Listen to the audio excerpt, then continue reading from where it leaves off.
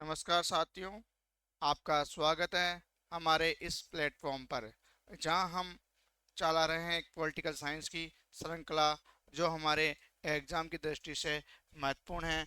जो हमारे टॉपिक हैं एग्ज़ाम की दृष्टि से हम उनकी इस क्लास में बात कर रहे हैं। हमारी क्लास में चल रहा था मौलिक अधिकार। हमने लास्ट क्लास में बात की थी अनुच्छेद 32 संवैधानिक उपचारों का अधिकार। संविधान की आत्मा व हृदय को किसने कहा है? डॉक्टर भीमराव अंबेडकर ने अनुच्छेद 32 को संविधान की आत्मा व हृदय कहा है। अनुच्छेद 32 के तहत यदि हमारा मूल अधिकारों का हनन होता है तो हम न्यायालय की शरण में जा सकते हैं। और मूल अधिकारों का रक्षक व गारंटी देने वाला अनुच्छेद 32 के तहत उच्चतम न्यायालय को बताया गया है। तो अनुच्छेद 32 संवैधानिक उपचारों का अधिकार है। संविधान की आत्मा हृदय अनुच्छेद 32 को किसने कहा? डॉक्टर भीमराव अम्बेडकर ने कहा। डॉक्टर भीमराव अम्बेडकर ने कहा। डॉक्टर भीमराव अम्बेडकर ने इसे क्या कहा? अनुच्छेद 32 को संविधान की आत्मा व हृदय कहा। अनुच्छेद की 32 के तहत यदि हमारे मूल अधिकारों का हनन होता है तो हम किसकी शरण में जा सकते हैं? हम न्यायालय की शरण में जा सकते हैं। इसके तहत इसके तहत इसके तहत मूल अधिकारों का हनन होने पर न्यायालय, कौन से न्यायालय? उच्चतम न्यायालय, उच्चतम न्यायालय की शरण ले सकते हैं। उच्चतम न्यायालय को क्या बताया गया है? उच्चतम न्यायालय को उच्चतम न्यायालय को न्यायालय को मूल अधिकारों का रक्षक, मूल अधिकारों का रक्षक, मूल अधिकारों का रक्षक व गारंटी देने वाला बताया गया है। अनुच्छेद 32 संवैधानिक उपचारों का अधिकार। अनुच्छेद 32 को डॉक्टर भीमराव अंबेडकर ने क्या कहा? संविधान की आत्मा व हृदय कहा।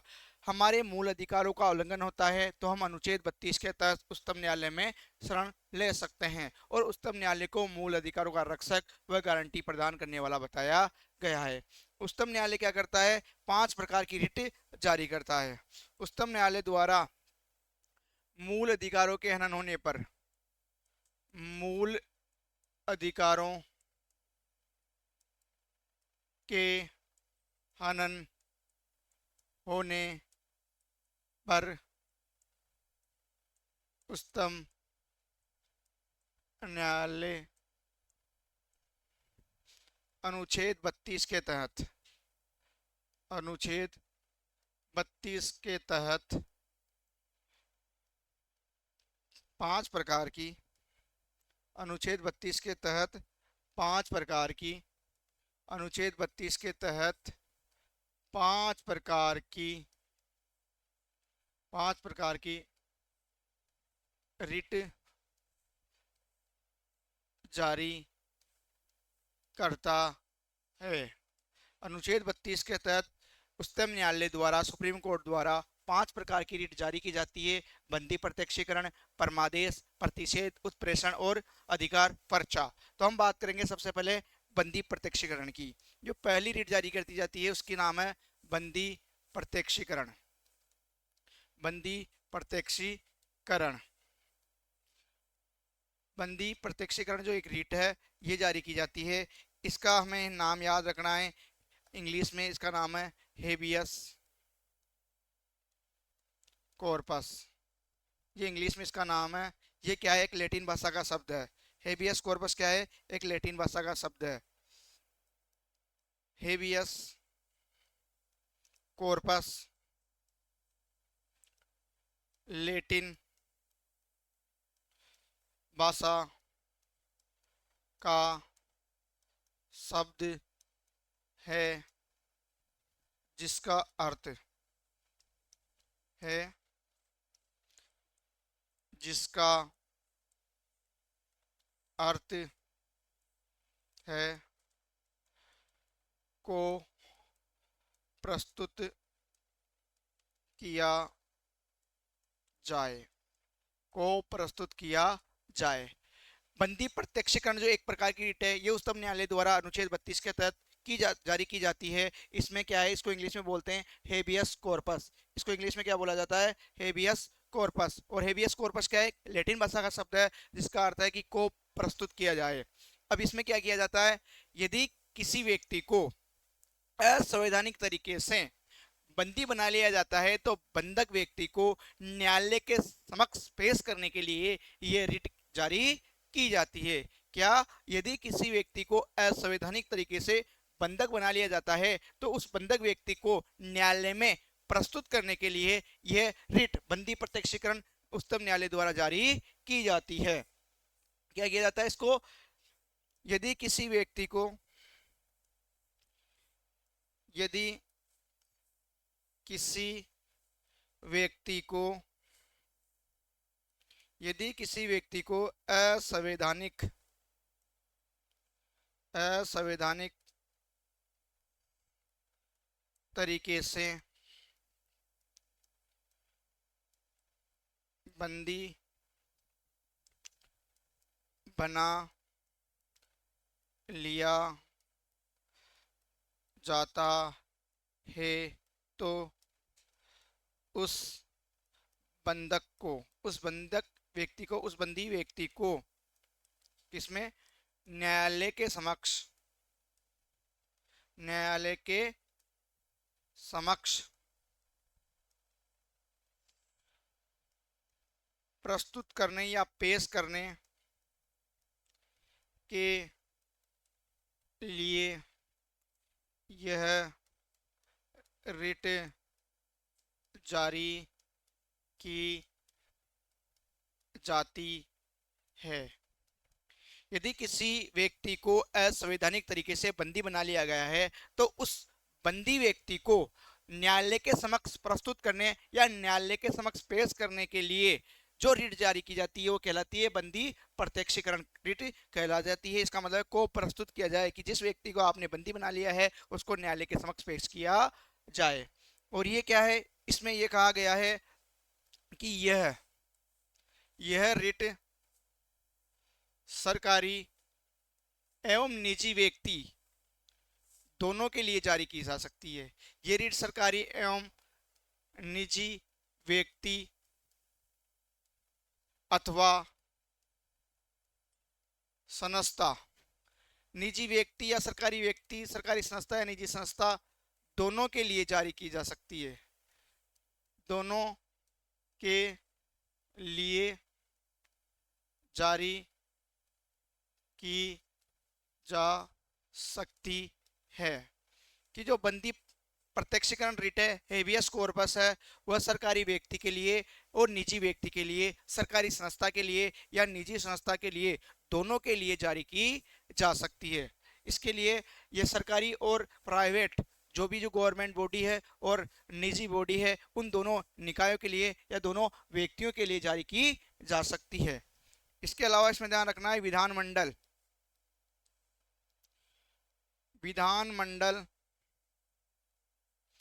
और न्यायालय की अवमानना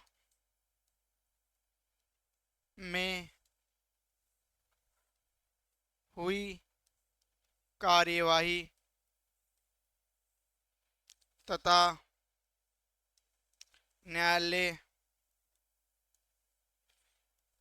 के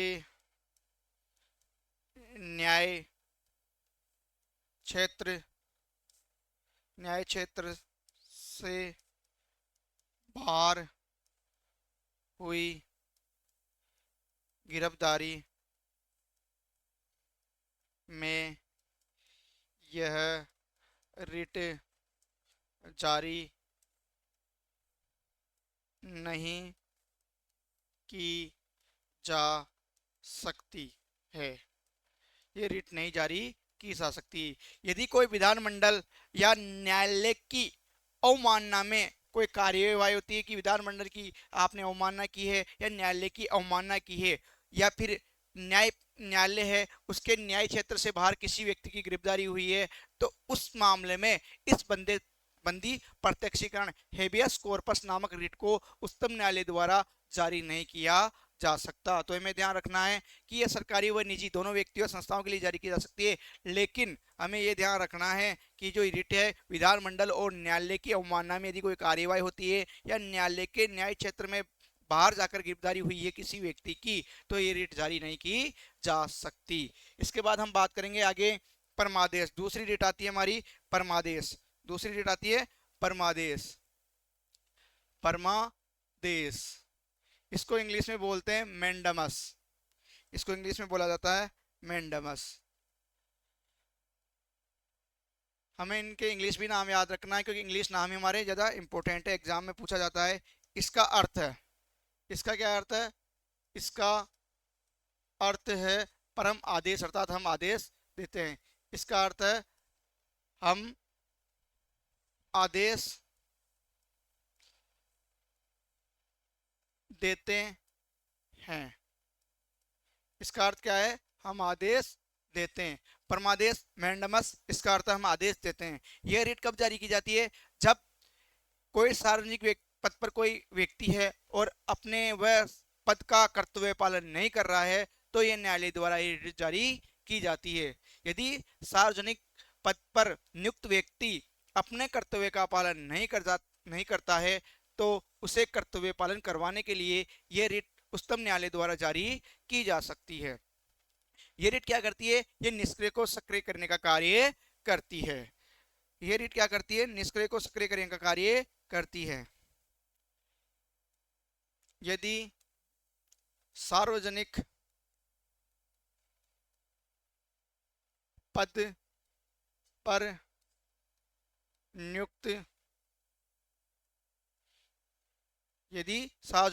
नियुक्त व्यक्ति अपने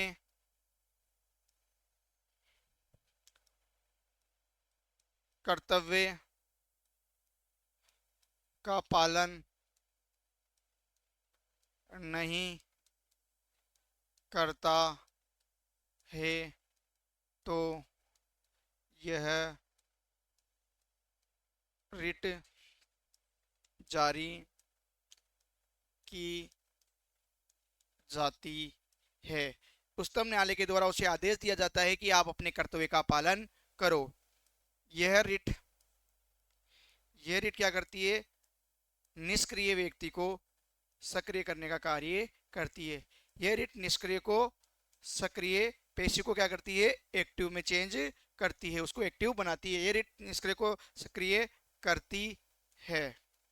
और ये रिट किसके खिलाफ जारी की जाती है? अब ये सरकारी व्यक्ति के कर्तव्य का पालन कौन नहीं कर सकता? सरकारी व्यक्ति यदि अपने कर्तव्य का पालन नहीं करता है, तो उच्चतम न्यायालय द्वारा परमादेश नाम की जो रिट है वो जारी की जाती है।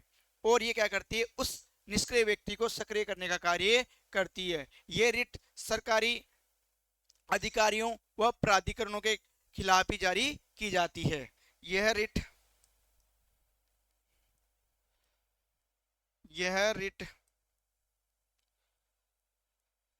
सरकारी अधिकारियों, यह रिट अर्थात परमादेश नाम की जो रिट है वह सरकारी अधिकारियों व प्राधिकरणों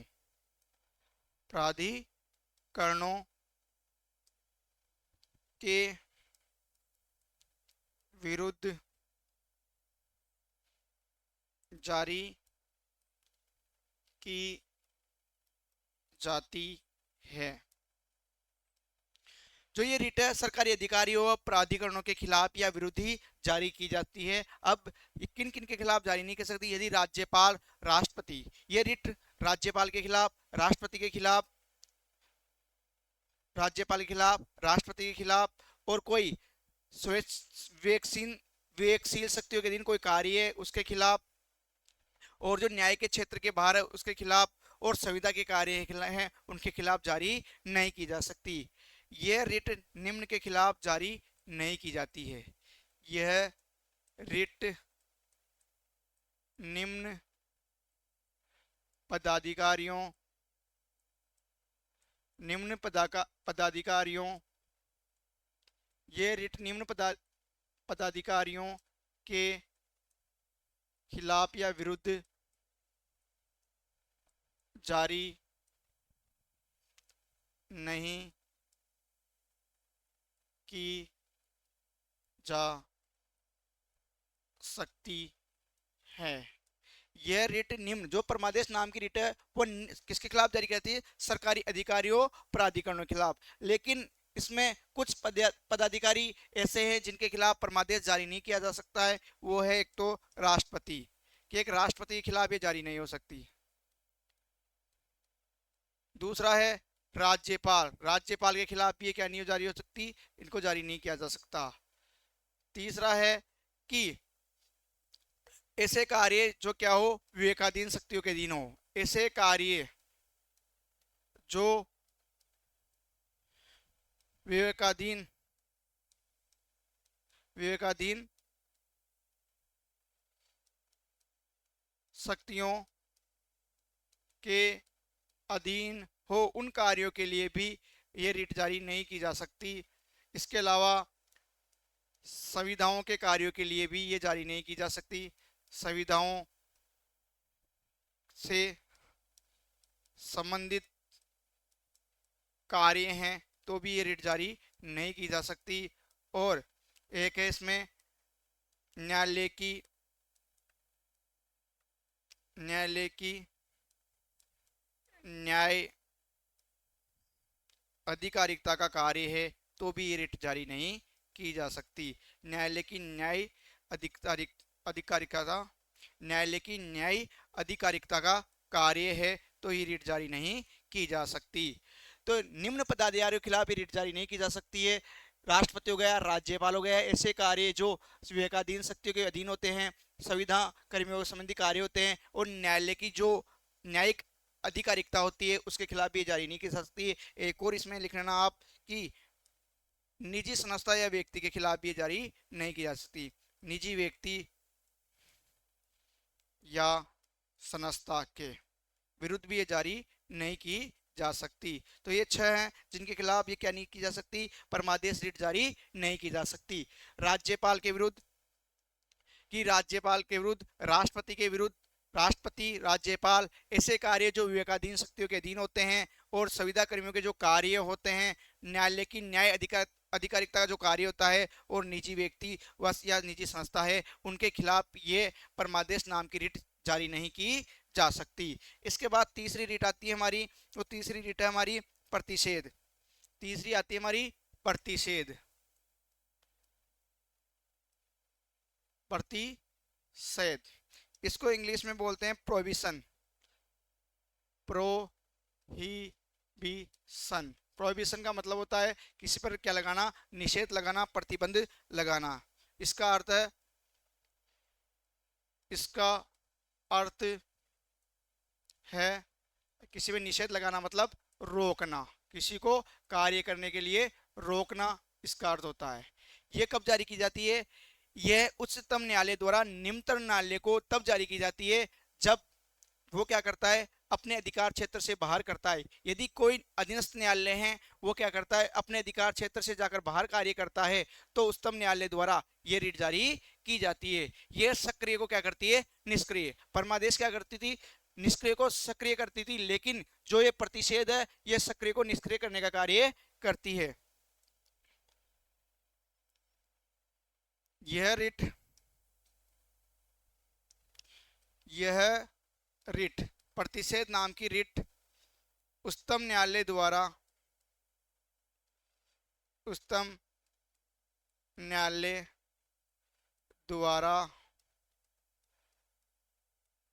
निम्नतर न्यायालय को जारी की जाती है यदि कब जारी की जाती है? यदि निम्नतर न्यायालय, यदि निम्नतर न्यायालय द्वारा अपने अधिकार, अपने अधिकार क्षेत्र से बाहर जाकर, बाहर जाकर कार्य किया जाता है। ये जो प्रतिषेध नाम की रिट है, इसका अर्थ है रोकना। यह उस समय जारी की जाती है जब निम्नतर न्यायालय द्वारा अपने अधिकार क्षेत्र से बाहर जाकर कार्य करता है। यदि कोई अधीनस्थ न्यायालय, निम्नतर न्यायालय है, वो क्या करता है? अपने अधिकार क्षेत्र से, जो उसका अधिकार नहीं है फिर भी जाकर वो क्या करता है? कार्य करता है। तो उच्चतम न्यायालय क्या कर सकता है? उस कार्य को रोकने के लिए, उसके अधिकार क्षेत्र से जो बाहर का कार्य वो कर रहा है, उस कार्य को रोकने के लिए उच्चतम न्यायालय द्वारा एक रिट जारी कर जाती है, उसका नाम है प्रतिषेध। ये क्या करती है? ये करती है, यह रिट सक्रिय को निष्क्रिय, जो प्रतिषेध रिट है वो क्या करती है? सक्रिय को निष्क्रिय करती है, सक्रिय को निष्क्रिय करती है। और ये रिट किसके खिलाफ जारी की जा सकती है? यह रिट, यह रिट न्यायालय के विरुद्ध जारी की जाती है। प्रतिषेध जो रिट है वो केवल न्यायालय के लिए, अर्थात न्यायपालिका के विरुद्ध ही जारी की जाती है। यह रिट प्रतिषेध नाम की जो रिट है, यह रिट प्रशासनिक अधिकरणों, प्रशासनिक अधिकरणों,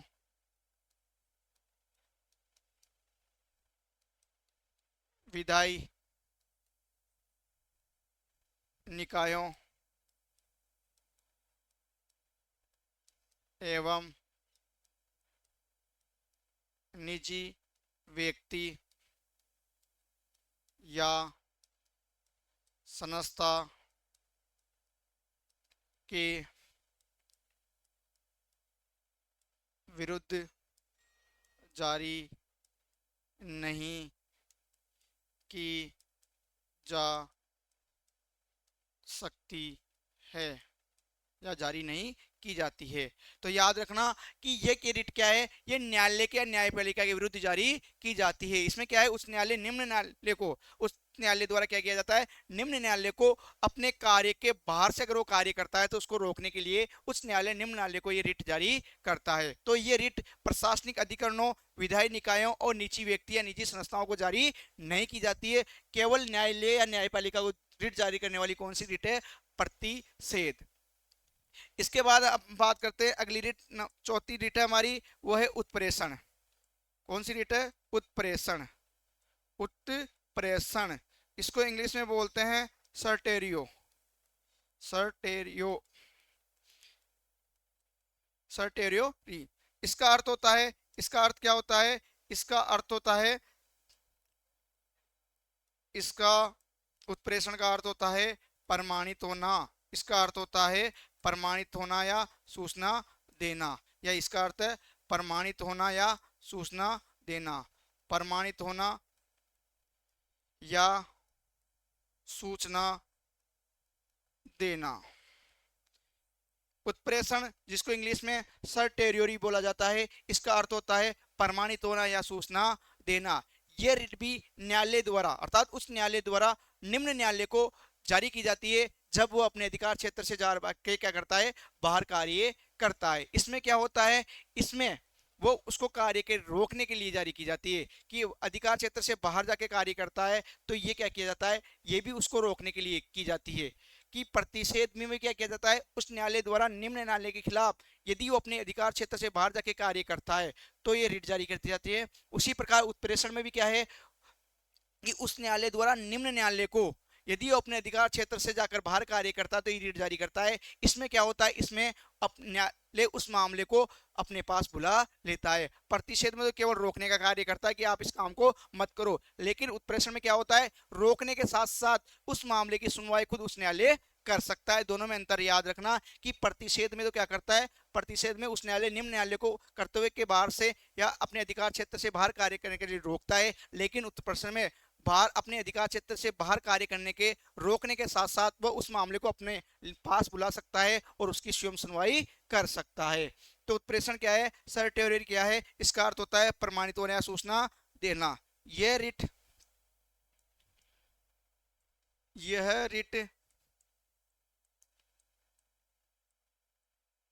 उच्चतम न्यायालय द्वारा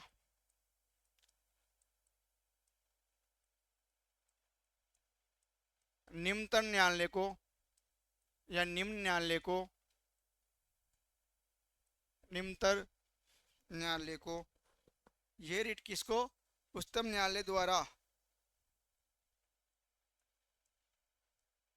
निम्नतर न्यायालय को जारी की जाती है जब निम्नतर न्यायालय अपने अधिकार क्षेत्र से बाहर जाकर कार्य करता है। यह उस समय रिट जारी की जाती है जब न्यायालय क्या करता है, अपने अधिकार क्षेत्र से बाहर जाकर कार्य करता है। इसमें क्या है, इसमें उच्चतम न्यायालय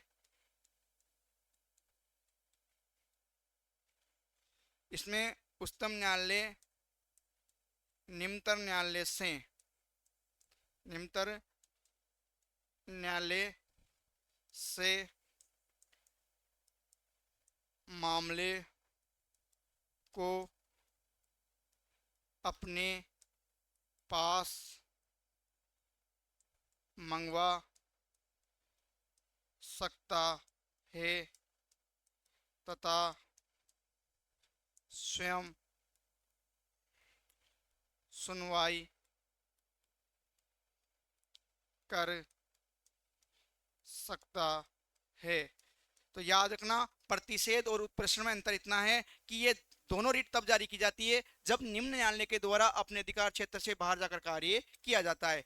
प्रतिषेध में उस कार्य को अगर वह उस न्यायालय द्वारा निम्न न्यायालय को प्रतिषेध रिट जारी कर जाती है, इसका अर्थ है कि आप अपने निम्न न्यायालय को यह बताया जाता है कि आप अपने अधिकार क्षेत्र से आकर बाहर कार्य मत करो, उसको रोक दिया जाता है। लेकिन इसमें क्या होता है उत्प्रेषण में, कि उसको अपने अधिकार क्षेत्र से बाहर कार्य करने के रोकने के साथ साथ क्या किया जाता है कि वह मामले को अपने उच्च न्यायालय अपने पास मंगा भी सकता है और उसकी सुनवाई स्वयं भी कर सकता है।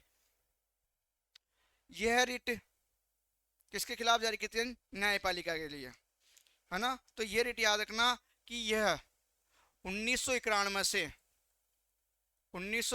से यह रिट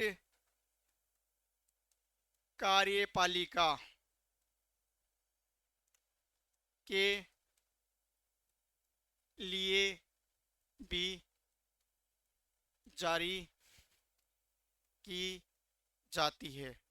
अर्थात न्यायालय द्वारा न्यायालय के लिए जारी कर ही रहा है और कार्यपालिका के लिए भी कर सकता है। याद रखना, दोनों रिट प्रतिषेध और उत्प्रेषण न्यायालय के द्वारा जारी की जाती है, न्यायपालिका को जारी किया जाती है, अर्थात न्यायालय द्वारा न्यायालय को जारी की जाती है। लेकिन उत्प्रेषण में क्या किया गया, 1991 में एक संशोधन किया गया, उस दिन से कहा गया कि ये न्यायपालिका के साथ साथ कार्यपालिका के लिए भी जारी की जा सकती है। ये कार्यपालिका के लिए भी जारी की जा सकती है। यह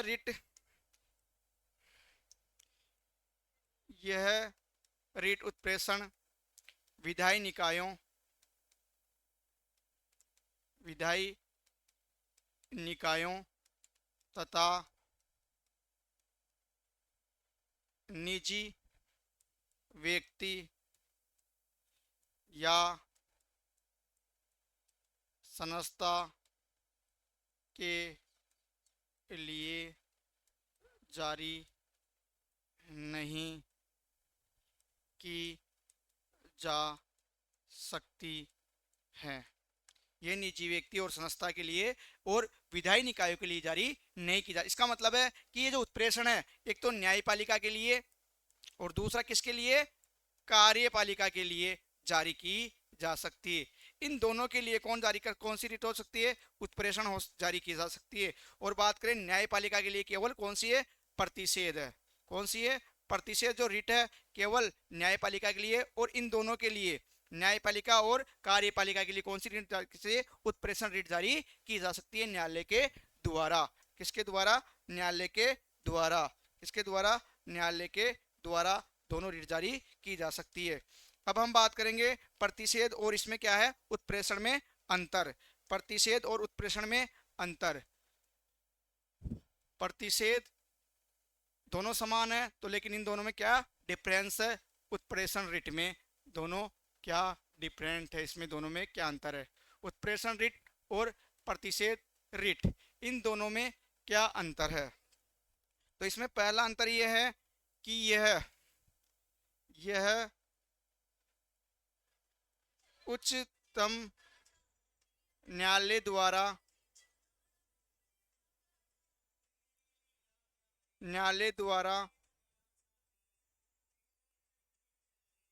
अधिकार क्षेत्र से बाहर कार्य करने के लिए निम्नतर न्यायालय को जारी की जाती है। इसमें कार्य करने से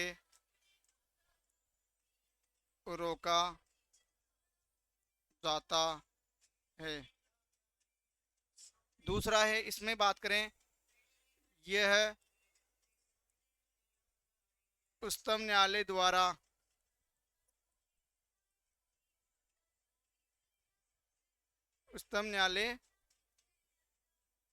द्वारा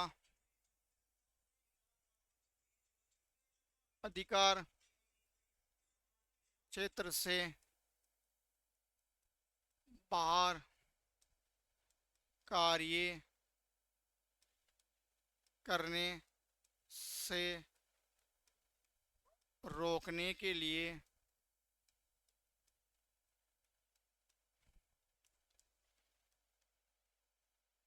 निम्नतर न्यायालय को जारी की जाती है। दोनों में क्या किया जाता है, प्रतिषेध और उत्प्रेषण दोनों ही रिट में उच्च न्यायालय द्वारा निम्न न्यायालय को अपने अधिकार क्षेत्र से बाहर कार्य करने के लिए रोकने के लिए जारी की जाती है। इसमें रोकने के साथ, इसमें कार्य को रोकने के साथ, इसमें कार्य को रोकने के साथ उच्च न्यायालय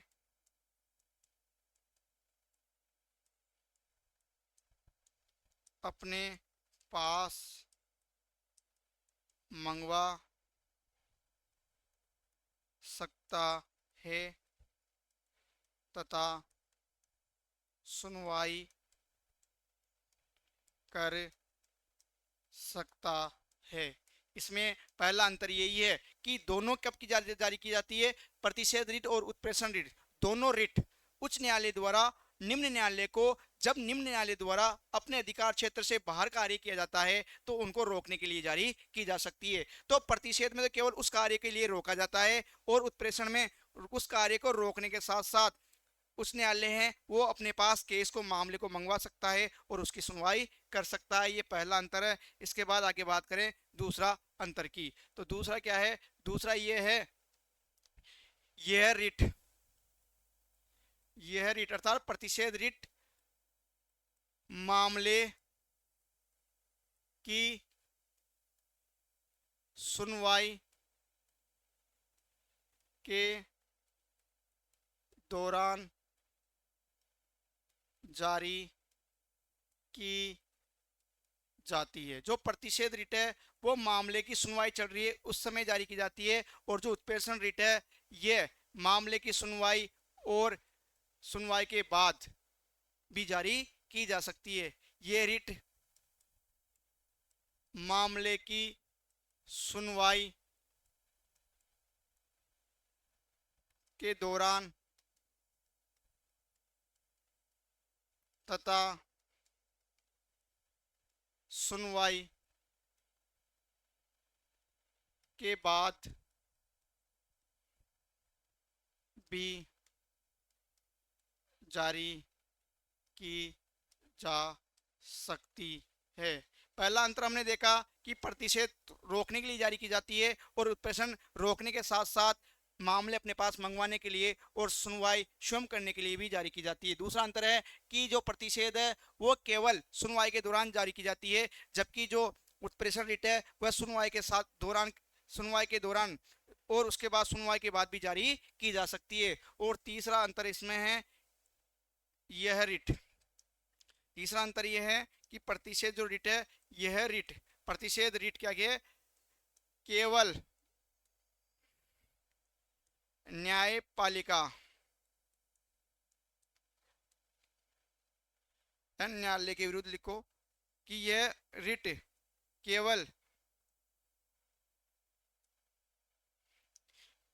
न्यायालय के विरुद्ध या न्यायपालिका के विरुद्ध जारी की जाती है। जो प्रतिषेध रिट है वो न्यायालय या न्यायपालिका के विरुद्ध जारी की जाती है, और जो उत्प्रेषण रिट है, यह रिट, जो उत्प्रेषण रिट है, यह रिट न्यायालय के साथ साथ न्यायालय एवं कार्यपालिका, न्यायालय एवं कार्यपालिका, न्यायालय एवं कार्यपालिका दोनों को जारी की जाती है। तो हमने तीन अंतर पढ़े प्रतिषेध रिट में और उत्प्रेषण रिट में। जो प्रतिषेध रिट है वो मामले को रोकने के लिए जारी की जाती है, उत्प्रेषण रिट मामले को रोकने के साथ साथ उसको अपने पास मंगवाने और उसकी सुनवाई करने के लिए जारी की जा सकती है। जो प्रतिषेध रिट है वो सुनवाई के दौरान जारी की जाती है, और उत्प्रेषण रिट है वो सुनवाई के दौरान व सुनवाई के बाद भी जारी की जा सकती है। जो उत्प्रेषण रिट है वो न्यायपालिका व कार्यपालिका दोनों के लिए जारी होती है, जबकि प्रतिषेध रिट है वो केवल न्यायालय के द्वारा जारी होती है या न्यायालय के विरुद्ध जारी होती है। इसके बाद अगली रिट, अपना आखिरी रिट आती है पांचवी, बंदी प्रत्यक्षीकरण। दूसरी पढ़ा हमने परमादेश, तीसरी पढ़ी प्रतिषेध, चौथी पढ़ी उत्प्रेषण। जो पांचवी आती है वो आती है अधिकार पर्चा, पांचवी आती है अधिकार पर्चा, अधिकार पर्चा। इसको इंग्लिश में बोलते हैं को वारंटो, इसको इसमें बोलते हैं को वारंटो, को वारंटो। इसका अर्थ होता है,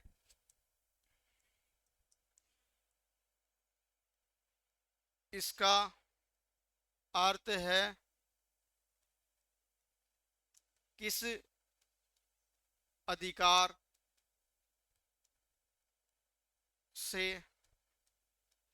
या वारंट से, किस अधिकार से या वारंट से। इसका अर्थ होता है यह किसको जारी कर जाती है? ये उस व्यक्ति को जारी कर जाती है जो राजनीतिक या प्रशासनिक पद धारण कर लेता है लेकिन वह उसके योग्य नहीं होता है। ये ऐसे व्यक्ति के विरुद्ध जारी की जाती है जिसने क्या कर दिया है, या तो राजनीतिक पद ग्रहण कर लिया है या कोई प्रशासनिक पद ग्रहण कर लिया है लेकिन वह उस पद के लिए योग्य नहीं है, अर्थात वह उस पद के लिए अयोग्य है, फिर भी उसको उस पद पर बिठा दिया गया है। उसके विरुद्ध अधिकार परीक्षा उससे पूछा जाता है कि आप किस अधिकार से और किस वारंट से यहाँ पर बैठे हैं। ये नियुक्त व्यक्ति के खिलाफ जारी की जाती है, नियुक्ति जो इसको देता है उसके खिलाफ जारी नहीं की जाती। तो ये जो रिट है, यह रिट यह रिट ऐसे व्यक्ति के विरुद्ध यह रिट ऐसे व्यक्ति के विरुद्ध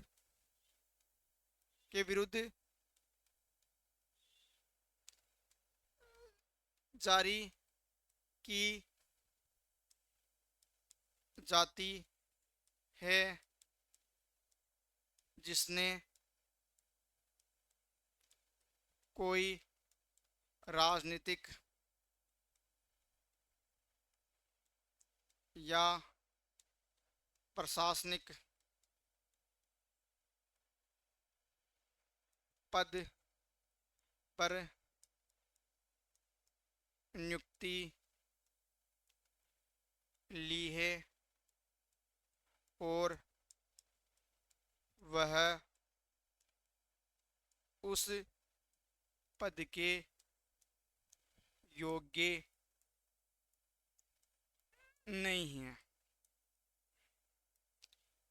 जो अधिकार पर्चा रिट है ऐसे व्यक्ति के विरुद्ध जारी की जाती है जिसने क्या किया है, कोई राजनीतिक पद या प्रशासनिक पद ग्रहण कर लिया है लेकिन वह उस पद के योग्य नहीं है, अर्थात अयोग्य है। यह रिट यह रिट नियुक्त व्यक्ति के विरुद्ध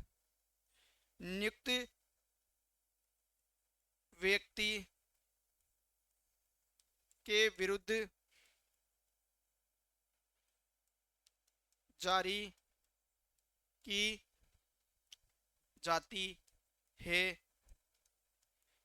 न कि नियुक्ति करने वाले व्यक्ति के विरुद्ध। जो ये अधिकार पर्चा रिट है ये उस न्यायालय द्वारा उस व्यक्ति के विरुद्ध जारी की जाएगी जिसने नियुक्ति पाई है, न कि नियुक्त करने वाले के। तो हमें ध्यान रखना है कि उस व्यक्ति के विरुद्ध जारी की जाती है जिसने क्या किया है, उस पद को ग्रहण किया गया है। उस पद पर जिसने उसको बिठाया है उसके खिलाफ नहीं जारी की जाएगी। जैसे मैं हूँ, मैं किसी पद पर बैठ जाता हूँ, मान लो मेरे को किसी ने, मेरे मिलने वाले मेरे को कोई पद दे दिया और मैं उस पद पर ग्रहण कर लिया, तो वो जो अधिकार पर्चा रिट है वो मेरे खिलाफ जारी होगी और जिसने मिलने वाले ने मुझे उस पद पर बिठाया है उसके खिलाफ जारी नहीं होगी, क्योंकि मैंने पद ग्रहण किया है तो उस पद का ग्रहण करने के योग्य नहीं था, फिर भी मैंने पद ग्रहण किया, उसके लिए मैं जिम्मेदार हूं, न कि मुझे नियुक्त करने वाला जिम्मेदार है। तो वो रिट मेरे खिलाफ जारी की जाएगी, न कि मेरे को नियुक्त करने वाले के खिलाफ। तो नियुक्त व्यक्ति के विरुद्ध जारी की जाती है, न कि नियुक्ति करने वाले व्यक्ति के विरुद्ध ये रिट जारी की जाती है। यह रिट अधिकार पर्चा जो रिट है, यह रिट मंत्रित्व कार्यालय अधिकार पर्चा जो रिट है यह रिट मंत्रित्व कार्यालय व निजी कार्यालय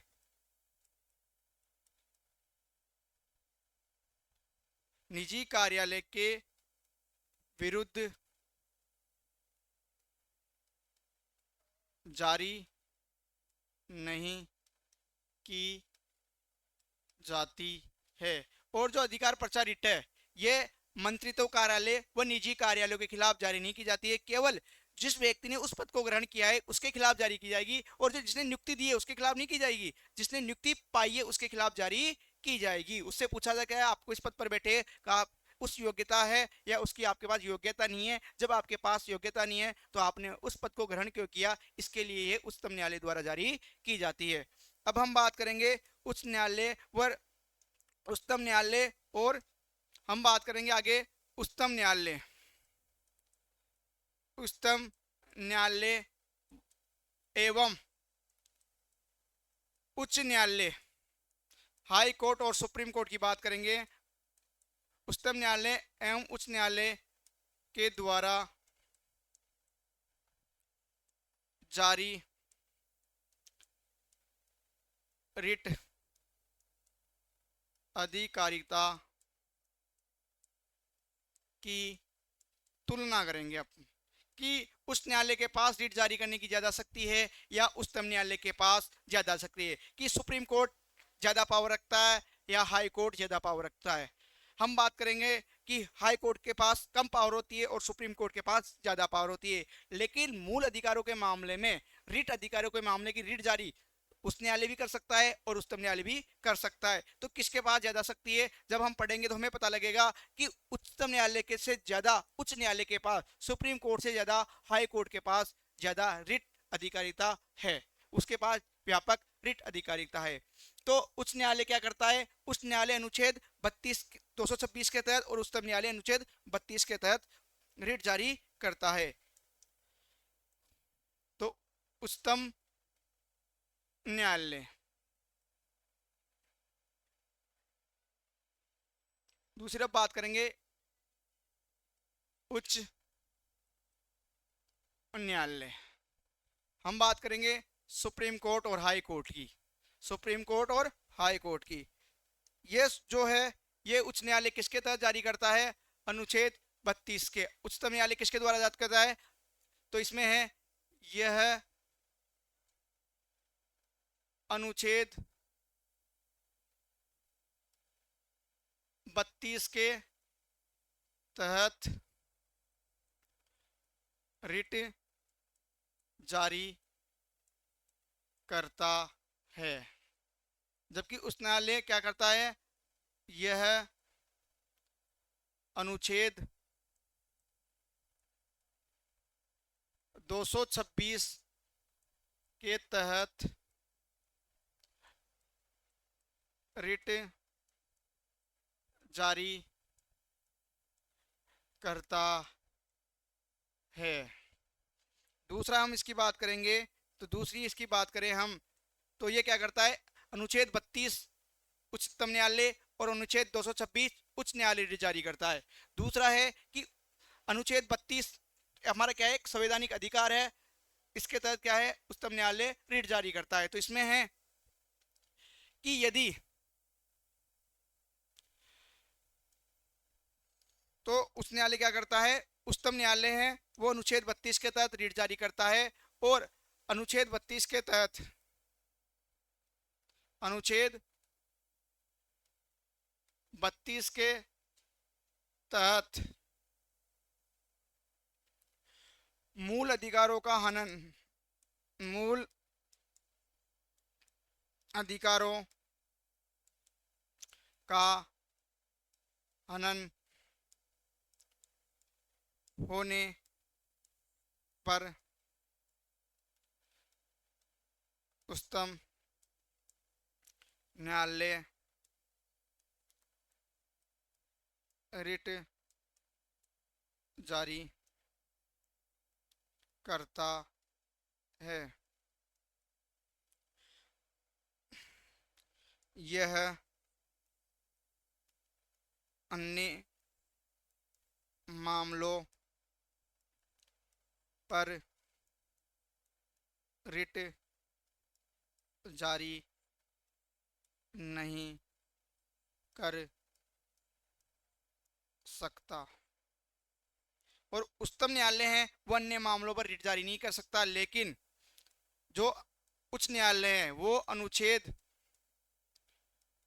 226 के तहत मूल अधिकारों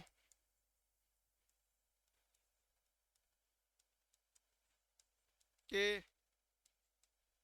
हनन होने पर रिट जारी करने के साथ ही उच्च न्यायालय